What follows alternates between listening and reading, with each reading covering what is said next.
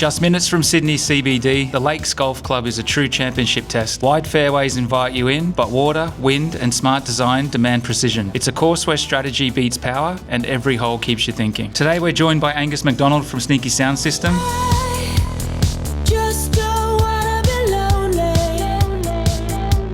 A man who's traded stages for fairways and might just be the best golfing musician in Australia. A smooth swing, a sharp mind, and no stranger to pressure. Today he takes on Mick from Power Golf in a 9-hole match play format on the back 9 at the Lakes.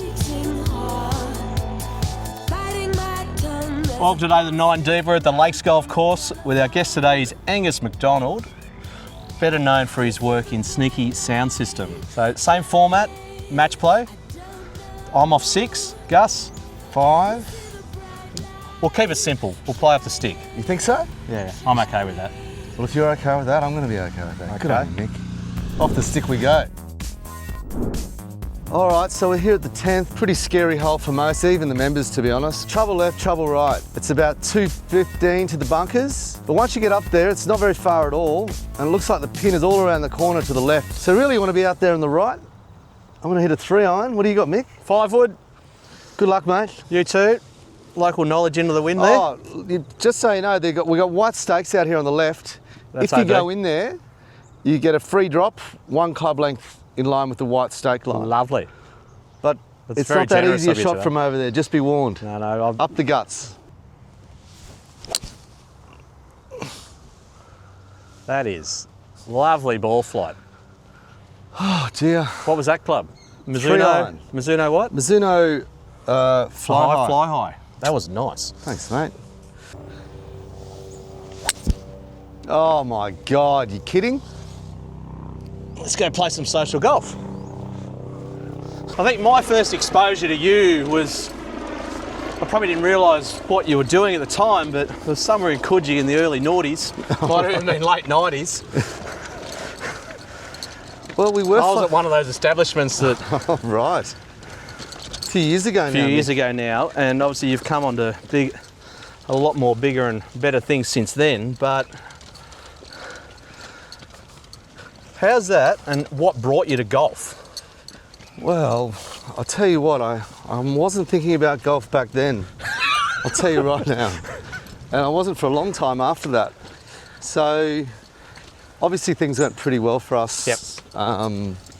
And we got, did a lot of touring over in America and particularly in Europe. So we were away for 6 to 9 months of the year. So the idea of golf was just not on the table. So it was probably 20 years after all of that. Yep.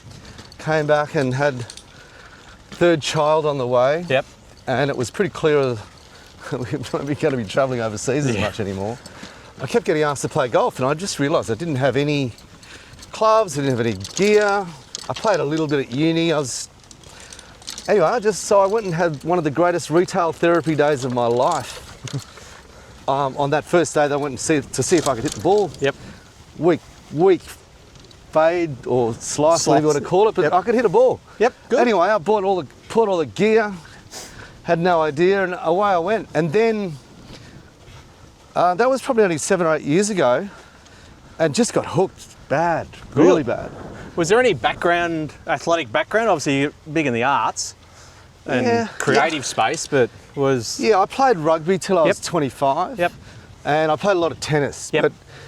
But my knees just my meniscus and my knees went, so I couldn't run as much. So all of a sudden, golf became pretty attractive. Yeah, no, that's fair. So obviously, there's some similarities in throwing the old Arms of the double ball. cutout pass and bit of and the tennis, obviously. Who'd you play rugby for? I played Brothers up in Queensland. Yes. I played Morris Brothers, and I was captain of the New York rugby team for a year. Wow. Go. Oh, did it hold? It did. That's tight. That's a bit rude. I mean, don't tell anyone, I could have hit that one thin. That was a hair thin, wasn't it? I think that's Worked well into the wind. I think the flag's not a bad aim because it's tucked over into the back left. Let's try and just cover the pot and be a little bit right of it.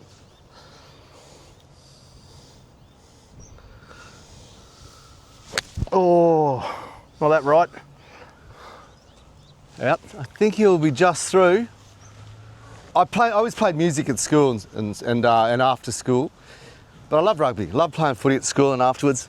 Anyway, we had a big rugby trip over to America, but I had no intention of staying. Me and another mate of mine snuck off on the rugby tour about halfway through when we were in New York, and sort of kicked around there, playing guitar in bars and working in bars and having a good time and playing rugby, which is kind of fun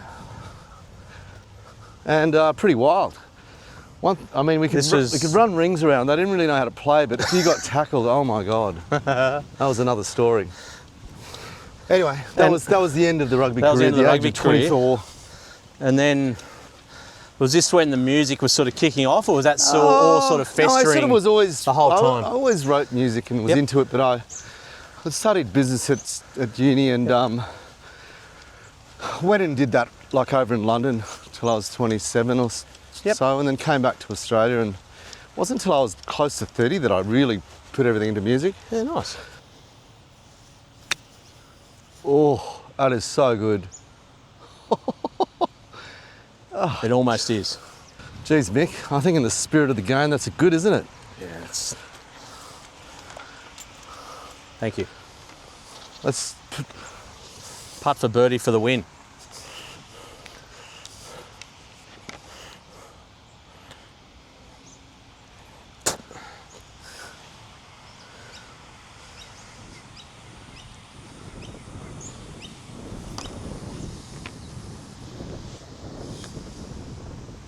Behave. Easy. I don't mind losing the birdies. Good hole. We'll take that.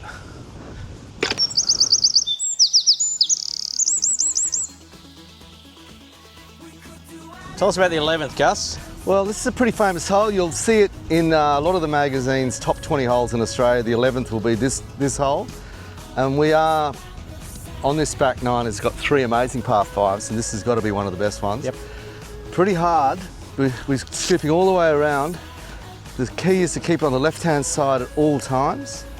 So you need 2 very good shots to get down to have an approach in. Out of bounds on the left, sandy way, sand water. But we're just looking straight up the guts, aren't we, Mick?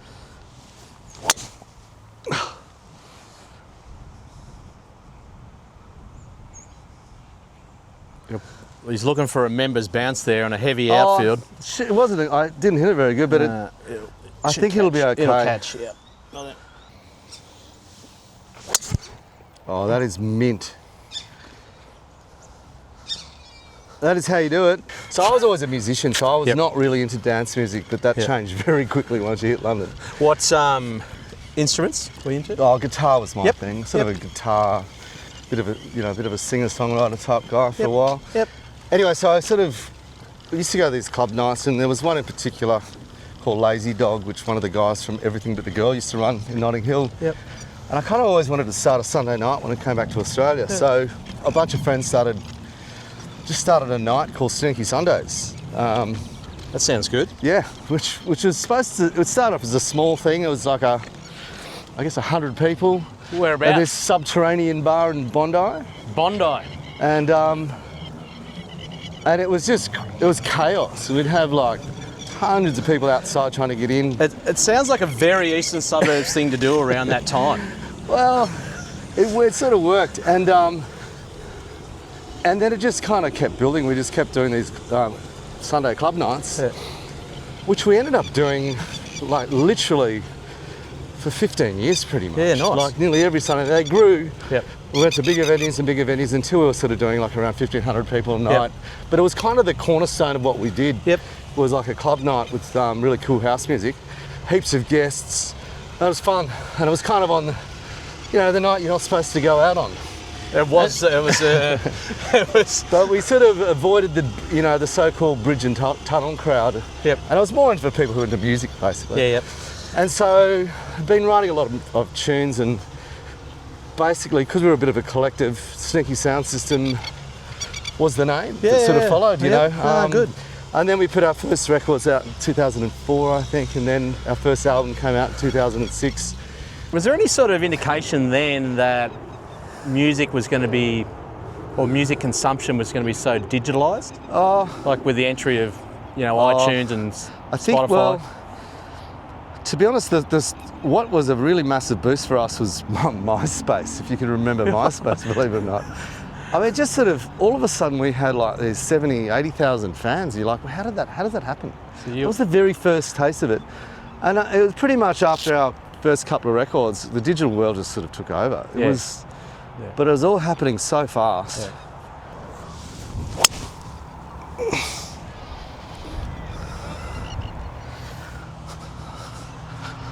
We'll do the job. I'm not going for the flag. You going for the green though? Nah, front and left, but How far you got? 210 to the front. It's with the wind, so I'm trying to get it out there to the left, and left wasteland I'm sort of aiming for. So you're taking on the water? Nah, I'm trying to stay just to the left of that the whole way. You haven't played here much then? We're playing like that, I thought we were being friendly today. No sheep stations in today's. Well, if you're going to do that, why don't you just go for it? No. Because that brings in 17, that's a lot of admin. Oh, that is a beautiful shot. Absolutely. Got enough of it. Correct me if I'm wrong, you released 4 chart-topping songs within quick succession, or at the same time, or Yeah, we had a bit of a hot streak there. top 50 for a long period, that sort of thing. We had 4 songs in the, I think in the top 40 at one point, which That's outrageous. is wild. I think we got like a lot of nominations for the ARIAs, that kind of thing. It was just a bit of a, I don't know. It was on. It was happening. It was on. So Was it chaotic? Oh yeah, crazy. Because what happens is it's all happening here, and then it starts, over in the UK, they all get excited, and then you kind of being pulled in lots of different ways because things are happening at different times here and there. And because we're independent, we just had to do a lot more of the stuff ourselves. Yeah. Obviously, once we got out of Australia, we were with sort of major record labels, but in Australia, it was really going mental. We sort of had our team. Yep. It's hard to keep up with it all. It was wild times. A wild time, fun times, it sounds like. Nice contact. Go. Shot. Gotta go. Bit short, isn't it? Well, Bit short. the valley of death. Yeah. Well, let's be honest, that doesn't look like an easy putt from anywhere you look at this, does it? You've got to get over the hill, you've got a huge break from left to right, and it's pretty slow, so it's going to be hard judging the pace.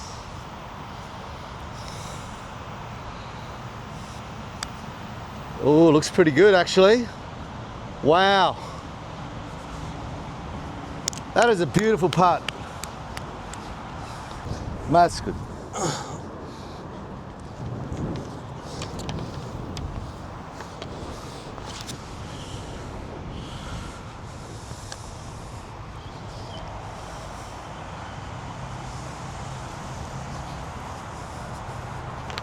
Pick it up, Gus.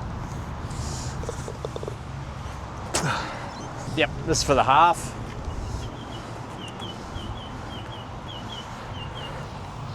Just enough in it to keep you interested.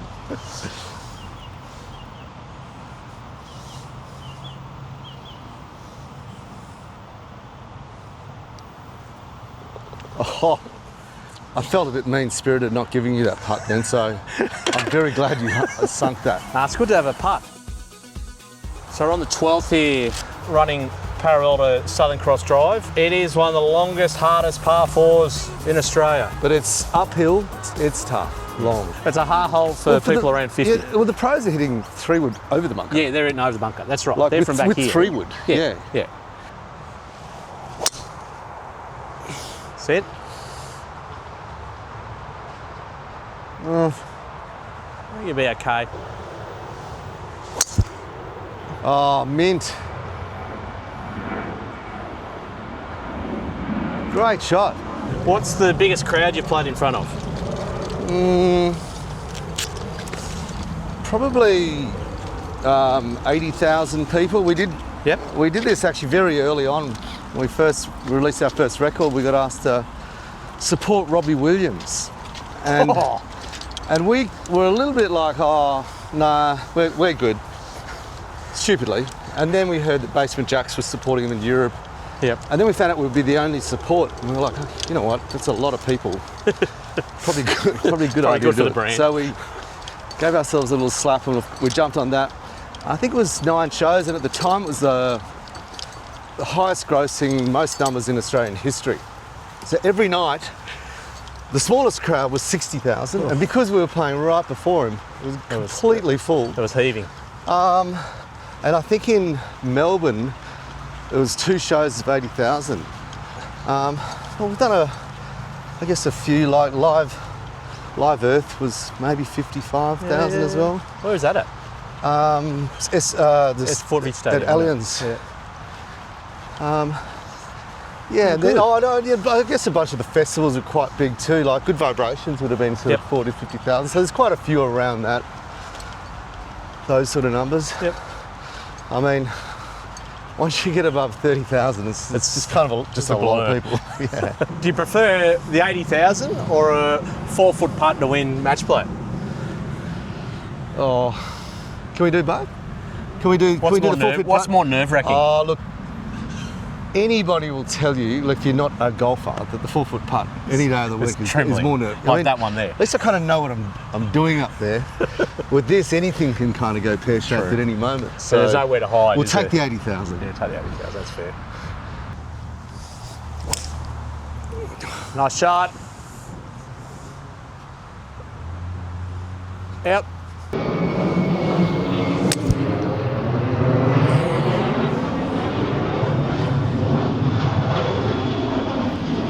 Did it make the bunker? I think so. There's not many famous pro-ams in the world. Like the Dunhill Links at St Andrews is one, but New Zealand Open is getting a growing reputation. How was that to play in? Oh, it was pretty amazing. So that came about, they wanted us to perform at it. Try to, like a lot of sporting events, trying to get the entertainment action happening. And obviously the guys organising it knew I was a bit of a golf nut, so we performed, and then I played in the Pro-Am. So pretty full on. Like, you think you're all fine doing the practice rounds, and then you get to when they're introducing you, and it's been delayed 3 hours, and it's sideways rain, and it's windy, and it was pretty scary. But once you get a bit of a groove on, it was really enjoyable. God, they do it well. It's one of the great places to play golf. Oh, they just in Queenstown. It's they just got the course looking so amazing, and it's like a quaint English village almost, isn't it, Millbrook? Yeah, no, it's beautiful. That's better. I need to hit a good bunker shot here after what happened on 16 at Bonnie Dunes. So I think that's cost him the hole, yeah. Well, I hope it has anyway. Let's see if I can stick one inside Gus there.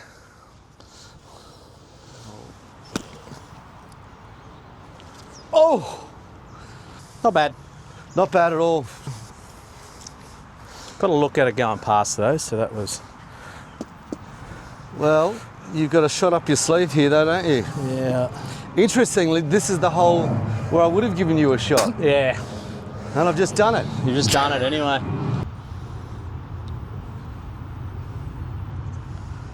Oh, not bad. Give him that Gus one, for that's the good. half. Good half. That was 10 foot. Woo! That had to go in. That had to. Here we are at the controversial 13th. Some people don't like this because they find it a bit too difficult. It's an easy hard hole, if you know what I mean. Whatever you do, just hit a shot in front of the water and in we go. So we're going to try to do that. I think they're risking the birdie, the eagle though, aren't they? They're trying to split the eye. Like it's such a narrow green to hit. It's the only tabletop green we've got. Yeah, and so the narrow landing and it's spot. really, really difficult if you miss. Yeah.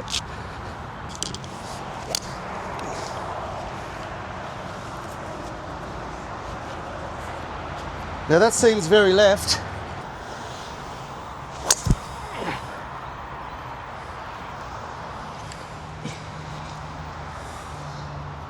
That is a really good shot. You're still doing a little bit of touring. Well, it's doing a lot of touring actually. It's the whole scene has changed enormously. Like we used to spend 3 or 4 months always in Europe, from say June till September, October. Yep. And then as we've had kids, we ended up, we sort of, it was just a bit too much of a commitment. Yep. And obviously COVID hit, so straight after COVID we went in Bali for a few years, which was good fun. But then what's happened is all the big festivals have really struggled. I was just thinking about that. With the rising costs and there's so many things against these guys. Yep. But what's happened is the rise, with them falling off, is the rise of these regional events that are somewhere between 3 and up to 8,000, and they're all around the place. And they are using, you know, really focused geo-marketing to sort of get to their audiences. Yep. So there's a lot more of these things. Have you got an example of one of those for like milk, or is that too? Yeah, I mean, too big? oh God, there's honestly so many. Where, like, for example, we're doing one up in Armidale in May. The following weekend, we're doing one in Port Douglas, and then another one in Townsville. Yep. Now, this is in, you know, really close to winter. Traditionally, too cold. you know, people just wouldn't put stuff on it. So all through winter, there's all these different events, particularly up north, Northern Territory, Western Australia, Queensland. So, yeah, touring actually is as sort of vibrant and as pumping as it's ever been. It's short.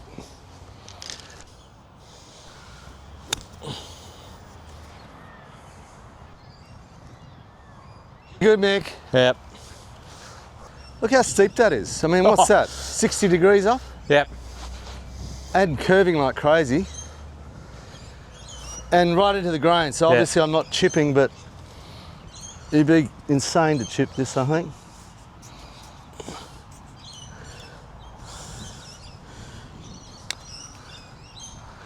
Sit. Bit heavy. Go. Didn't even turn, did it? No. Oh, that's good. Putt for the win. Yep, good work. Keep the ball in play. 2 up. Well. Okay, this is the 14th, which is one of the great holes on the course. You can play this a gazillion ways. It's got a huge green with so undulating it's not funny. The pin is in the very furthest point at the bottom of it. So you're quite hard to get there in 2. So the idea is if we can try to pump one beside that bunker, hit another one about 170, 180 all the way down, so we've got a nice little wedge over. Of course you can get greedy, but there's trouble left and right. There's really nasty sandy waste over there, and obviously water. Stay out of there. Straight in. Right in. Oh, sit down. No, it should be okay. Yeah. Oh, no. So have you come across anyone in the music industry that plays golf as regularly as you do? Hey, stop it. No. No. Not. I mean, obviously, there's. I think it actually really suits the demeanour of a musician, particularly a music producer. Yep. Because it's a really, it's a deep dive golf. Yep. You know, like, and when you're producing music, you spend so much time trying to finesse and master it, and, and there's so many elements to it, the technical side of it, the creative side. Yep. And it's, you know what I mean, you get in so deep, and golf's very much like that, particularly when you're learning it and you're trying to understand it. So I think it suits us type people quite a lot. Yeah, good. So there's definitely a bunch, but I don't think I've found anyone who's kind of dove in quite as hard as me. No, fair enough. Fair enough. Look, But I did play with Jono from Rufus de Sol. Yep. He's mad into it. So he's based, I mean, those guys are just killing it all around the world. He has a simulator backstage at every gig they play around the world. That's opulent. And when he was out here, I played with him. That was his third round that week. So actually, there you go. There's one. That's a good one. And I know that he knows a bunch of guys who are mad into it as well. Yeah. All right. So what do we do from here? Just want to get really the smart plays to get down as far as you can, because then you've got quite an easy shot. A bit harder for me.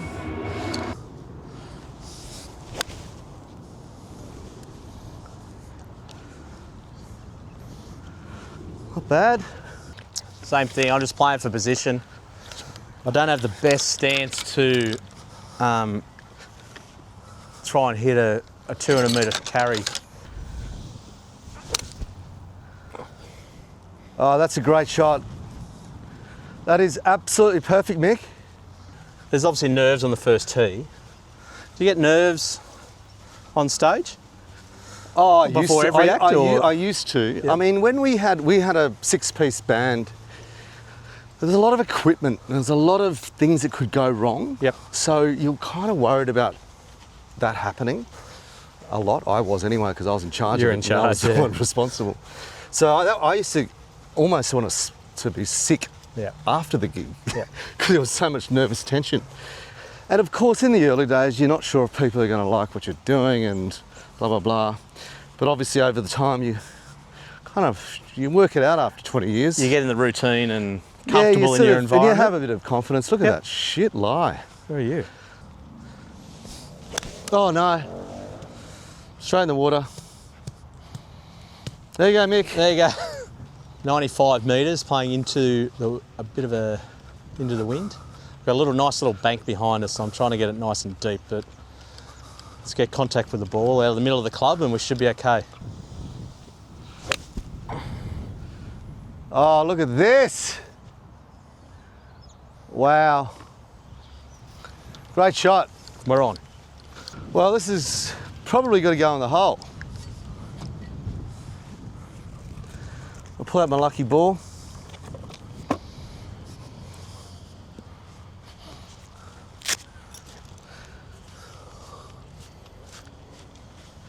$70 metres.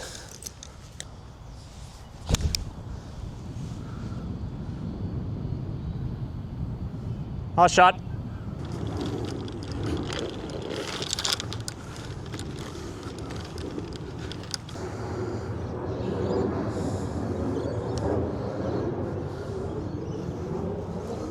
Oh, went the other way in the end. Oh,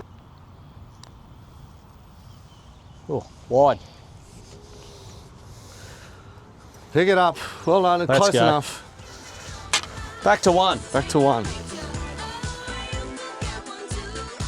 So you remember when on the 12th when we had a look at that pin location on this hole, Mick? Yeah, it's right, at the back. So don't get sucked into. That's 175 metres. So it's probably more like a 160 shot. Yeah, my recollection is the front half, front quarter right, and everything feeds right to left. Is that? Yeah, it is, except because it's been obviously a lot of rain. It's soft. It might not roll as much. It's probably I reckon if you can carry 160, you'll be in good shape. Yeah. Oh, it's going left, hasn't it? Yep. Oh, I lost that. Are they coming turning back? Green? Yeah, hopefully it'll come down. So you get to play here regularly as a member, which is obviously a great place to play. Yeah. Yeah. I want you to tell me your 5 favourite golf courses. Ooh. And why. Okay. Well, this will be on it. Yep. I'll tell you, it's not just because I'm a member here. Yeah. When I played a bunch of courses around Sydney when I was sort of trying to work out where to join. Yep. And the first time I played here, I was just it's breathtaking, obviously, this back nine, but every hole is completely different. Yep. And at no stage do you ever get into a sense of comfort. Like you're always a bit uncomfortable here. Like that lizard that's about to see Rick. So it's just like, even when you go and play all these places down the Sandbelt, Mornington, wherever, Yep. you come back and play here and you're like, oh my God, this is pretty tough around here. It's very So- nice on an afternoon like this. But it's, obviously if you play well, it rewards you, Yep. but I love it here. Yep. But in no particular order, but probably easily number one is Tara Edie, Yes. which is just an incredible experience, and it's almost a flawless golf course. Yep. And of course, the two courses attached to it, TRI, North and South, have been going over there for the last few years. Yep. They're amazing as well. It's a great setup they got there, isn't it? That's And then the whole the complex at the National Golf Club Yep. is just epic to have three courses of that pedigree. Insane. And then you got to have a Sandbelt course in there, and it's got to be Kingston Heath for me. yes. I know it's all about Royal Melbourne, but Kingston Heath is just magic. So you've played with Rory then, have you? No, I haven't. No. We're the same height, that's about it. Yeah, because Rory put. It's What just was his comment about the composite? It was like, it mightn't even be the best course in Melbourne. Yeah. Well, each to their own, I guess. That's it. I just think Kingston Heath's just got this. Interesting question, because everyone's got a different perspective Yeah. on it, right? I I love Royal Melbourne, but Yeah. you hit a great shot and you've got no shot. It's Where's yours? I think I've gone long, mate. Yeah. I kind of hit that one pretty sweet. I could be in a fair bit of trouble. Oh, there it is. Got it? Didn't come around at all, did it? Ah. Oh, I might have hit it too long. It's all right. I told you had to be up there, Rick. Beautiful. Give me somewhere to aim, actually.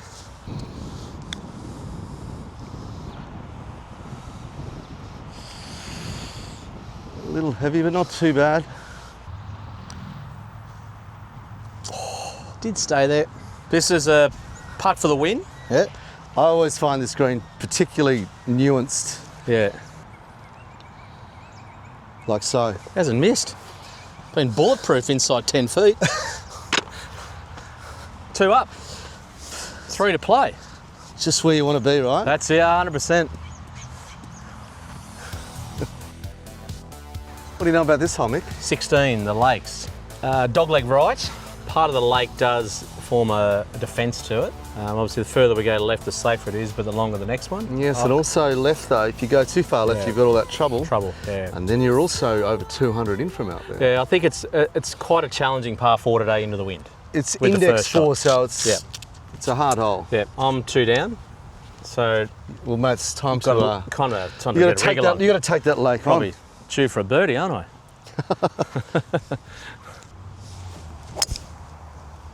Yep.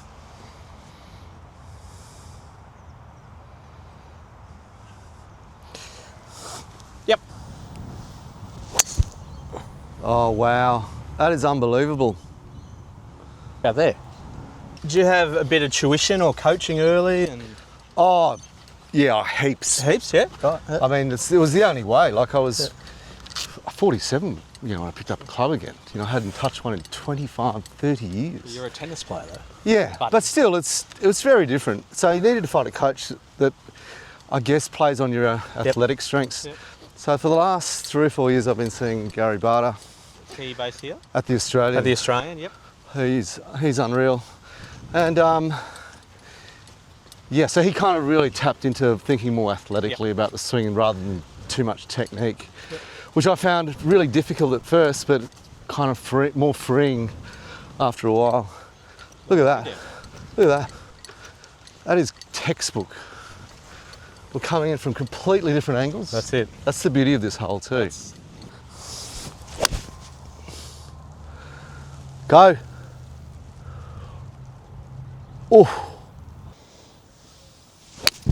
Oh, he's hit it pure. Oh. I Too did good. challenge the back. Oh, well.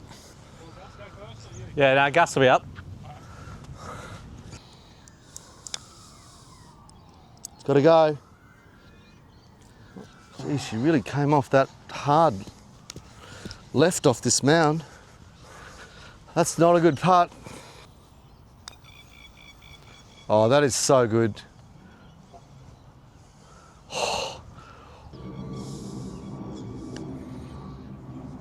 Cannot miss. Inside 10 feet. Good. You adore I'll me. give you that one, mate. It's Yeah, good. adore me. It's good. You're not going to miss that. Nah. All right, we got 190. There's about a 30-metre difference to carry into the water on the right-hand side to the left. Yep. Because it's a back pin by the looks of it, I like being over on the left side, hit it a bit further down and see if we can go for it too.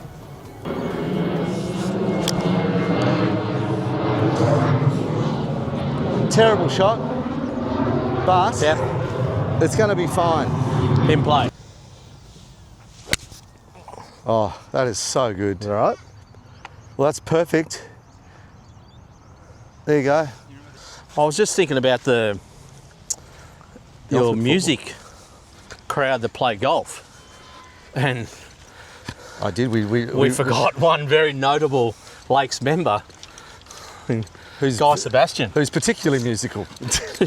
Who I've played with him multiple times. He's a great fella. Yes, Shout out to Guy. He can hit a long ball. We got the pleasure of watching him at the Callaway Quantum launch night, and he was Mate, he smokes it. he does hit a good ball. So He snapped his Achilles he was telling me playing that out there. AFL. Well, that's So what I think happens when you play. Mate, just stick to one game as you get older. There's no future in playing AFL, rugby, No. touch, It's done. cricket It's done. over the age of 40. Yep. Some would say over the age of 35. I know. I mean, I hate to. Yeah, I hate to say it. It's just the truth. Do you still play cricket? No. I stopped in 2009. Now, see that crow? It's taking your ball? Yeah, they take bowls for Yeah, I sure. know. Like I assume I'm down there's his left side somewhere. they breed over there. They take the coloured ones though, don't they? That's the ones I like the most. But Yeah. we've seen them take plenty of white ones. Yeah.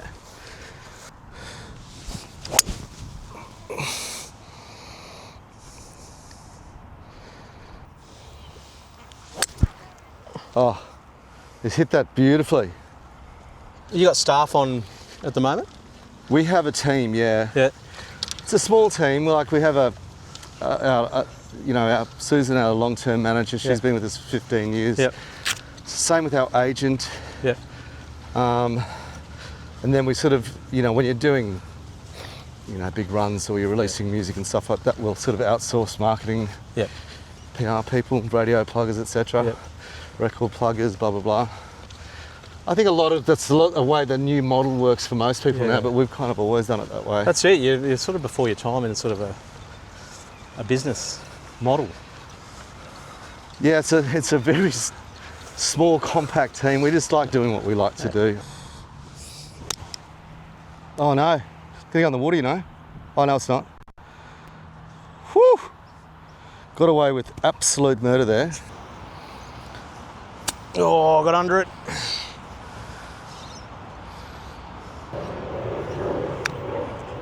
Oh! So he's his second there, his third there, his fourth there. Think about your ultimate four ball. I'll give you that, Mick. No, I'll putt it. I'll give you that putt. All right.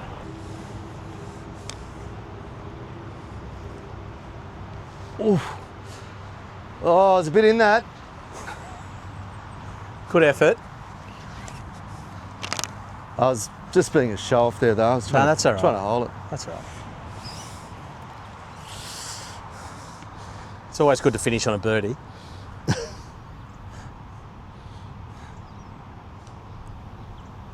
There it is.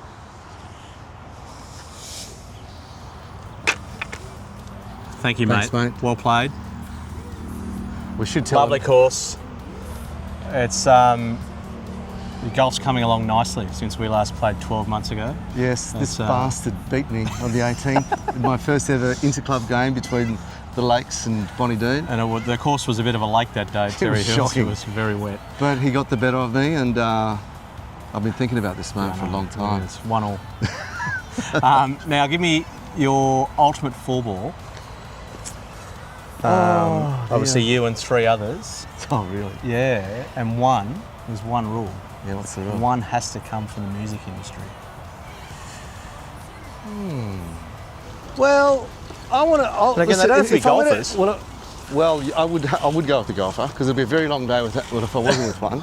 But if I have to take someone from the music industry, I'll take Alice Cooper because I want to see if he really can shoot 65 at the age of 75. If it's like what is he playing off, the Reds? Is he playing off the Blues? Is he holding all those putts? I want to know. It just seems inconceivable to me. Alice, if you're out there. But if Alice is unavailable, which I hope he is, I would take Iggy Pop because he's an awesome golfer apparently as well. Oh, yeah. So I'm taking Iggy Pop. And I wouldn't mind taking Ben Hogan out. Yeah. He's sort of a bit of a hero, a bit of an idol to see how he does hit it. With these new irons too, he could play with some new irons. And then I'd take John Daly, who famously walked off this course. He did. After hitting about 4 or 5 in the water on the 11, he just said, "Fuck this," and he walked off. Did you know that? Yeah, I did know that. Yeah. I reckon that would be pretty good fun. So Iggy Pop, John Daly, and Ben Hogan.